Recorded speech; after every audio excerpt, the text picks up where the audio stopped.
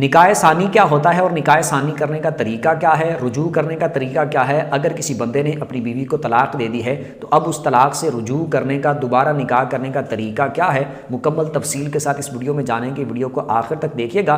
Video का आगाज़ करते हैं, लेकिन उससे पहले जो इस चैनल पर नए हैं चैनल को सब्सक्राइब कर लें, बेल आइकन पर प्रेस कर दें ताकि हर नई आने वाली वीडियो आप तक आसानी से पहुँच सके। निकाह सानी से मुराद ये होता है, अगर किसी बंदे ने अपनी बीवी को तलाक दे दिया है तो अब वो दोबारा अपनी बीवी से निकाह करना चाहता है। अब ये जो दोबारा अपनी बीवी से निकाह करेगा इसको बोलते हैं निकाह सानी, यानी दूसरा निकाह। इसका तरीकाकार क्या होगा वो बाद में जानते हैं, पहले ये सुन लेते हैं कि निकाह सानी हो किस सूरत में सकता है। इसमें यह ज़रूरी है कि अगर किसी शौहर ने अपनी बीवी को एक तलाक दी है या फिर उसने अपनी बीवी को 2 तलाक़ें दी हैं, अब वो दोबारा मियाँ बीवी आपस में एक साथ रहना चाहते हैं तो अब वो रुजू करना चाहते हैं, तो रुजू का तरीका क्या होगा। अगर तो इद्दत के अंदर अंदर उनका मामला है, मिसाल के तौर पर मर्द ने एक तलाक दी है और अभी औरत इद्दत के अंदर ही मौजूद है, एक तलाक रजई वजह से उसको अपनी बीवी को बोला तुम्हें तलाक है, अब इद्दत उसकी पूरी नहीं हुई, अब रुजू करना चाहता है तो निकाह करने की ज़रूरत नहीं है, इसी तरह रुजू कर सकता है, दोनों साथ रह सकते हैं। मर्द के पास 2 तलाक़ों का हक़ बाकी रह जाएगा। लेकिन अगर उसने जैसे मिसाल के तौर पर एक तलाक दी और रुजू उसने नहीं किया, इद्दत इसी तरह गुजर गई, अब वो तलाक़ बायना हो जाएगी, अब दोनों का निकाह ख़त्म हो जाएगा। अब अगर वो रुजू करना चाहता है तो बग़ैर निकाह के रुजू नहीं कर सकता, अब निकाह करना पड़ेगा। इसको बोलते हैं निकाह सानी। इसका तरीक़ाकार क्या होगा?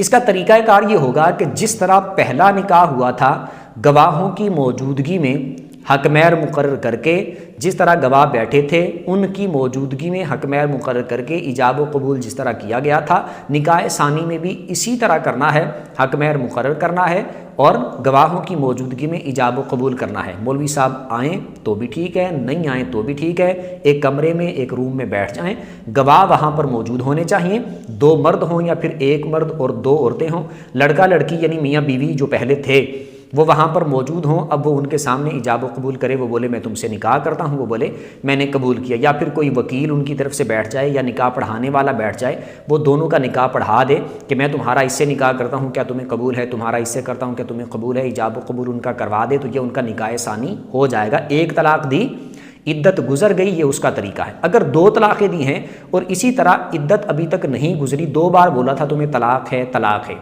अब ऐसी सूरत में भी इद्दत गुजरने से पहले पहले रुजू कर सकते हैं और निकाह के बगैर रुजू कर सकते हैं इद्दत के अंदर अंदर।